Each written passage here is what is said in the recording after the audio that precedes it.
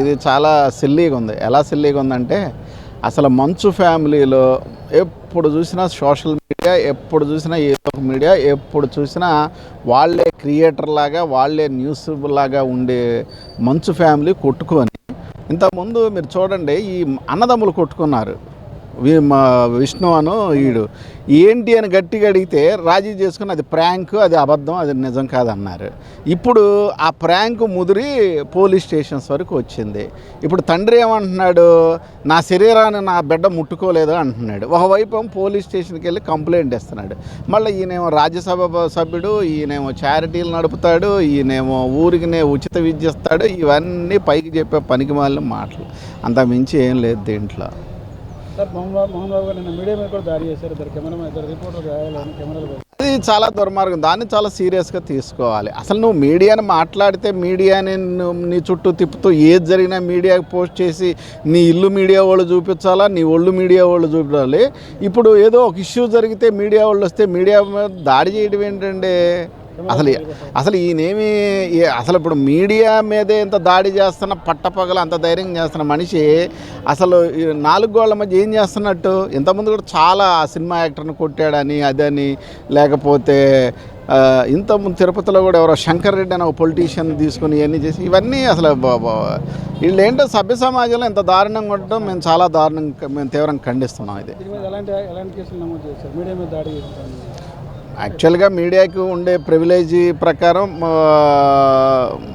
ఏదైనా penal code ప్రకారమే దీని మీద యాక్షన్స్ తీసుకోవాలి. కాకపోతే ఆ కంప్లైంట్, ఆ జరిగిన దెబ్బలు, దాని నేపథ్యం, దాని మోటివ్ ఇవన్నీ నాకు పూర్తిగా తెలియదు కాబట్టి నేను కరెక్ట్గా ఏం చెప్పలేను. కానీ ఖచ్చితంగా ఇవి ఖండించాలి, ఇవన్నీ ఒప్పుకోకూడదు. అసలు ఇలాంటి వాళ్ళని మీడియా వాళ్ళు కూడా బాయ్కట్ చేసేయాలి ఖచ్చితంగా. ఆ మంచు లక్ష్మి చూడండి ఏం మాట్లాడద్దు ఆ అమ్మాయికే తెలియదు, ప్రతిదీ మీడియాలో కావాలి. వీళ్ళు క్రియేటర్స్ లాగా వీళ్ళు ఏముందండి ఇది సార్. ఈ మోహన్ బాబు ఫ్యామిలీ కూడా పెద్ద డ్రామా కంపెనీ అండి. ఎంత డ్రామా కంపెనీ అంటే వాళ్ళు ఏం చెప్పినా అందుట్లో ఖచ్చితంగా పూర్తి నిజం ఉంటుందన్న గ్యారంటీ లేదు. నిన్నటికి నిన్న వీడియో ఏం చెప్తున్నాడు, మా అబ్బాయి నన్ను ముట్టుకోలేదు అంటాడు. ఇంకోవైపు ఏం చెబుతున్నాడు, రోజు మా ఇంట్లో పని వాళ్ళ చెత్త కొట్టం, ఒకడైతే చావు బతుకుల మధ్య ఉండి ఆడు కాళ్ళు పట్టుకొని నేను కేసు పెట్టచ్చలేదు అంటాడు. ఇంకోవైపు పోలీస్ స్టేషన్కి వెళ్ళి నన్ను ఇలా కొట్టాడు అలా కొట్టాడని కంప్లైంట్ ఇస్తాడు.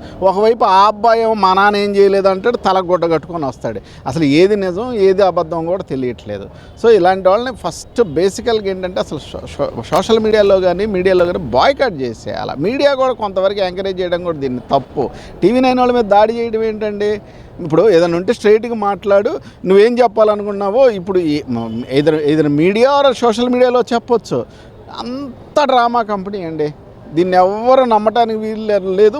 సామాన్య ప్రజలు కూడా నవ్వుకుంటున్నారు ఈ వ్యవహారం చూసి. 2 రోజులు కూడా హాట్ టాపిక్ ఇదే టాపిక్ చెప్తున్నాను కదండి. వాళ్ళు సిరీస్ మీద సిరీస్ వాళ్ళ ఇంట్లో జరిగే రకరకాల విన్యాసాలను చూసుకొచ్చేసి వాళ్ళే కొట్టుకుంటారు, వాళ్ళే తిట్టుకుంటారు, వాళ్ళే పెద్ద సాంఘిక సంస్కర్తల్లా మాట్లాడతారు, వాళ్ళే జనాలను ఎవరి మీద పడితే వాళ్ళని తిడతారు, వాళ్ళే చిరంజీవి ఫ్యామిలీని తిడతారు, వాళ్ళే జగన్ ఫ్యామిలీ. అసలు వాళ్ళ ఇష్టం. వాళ్ళు సభ్య సమాజంలో పెద్ద మనుషులుగా చలామణి అవుతున్న పనికి మాలిన వాళ్ళు.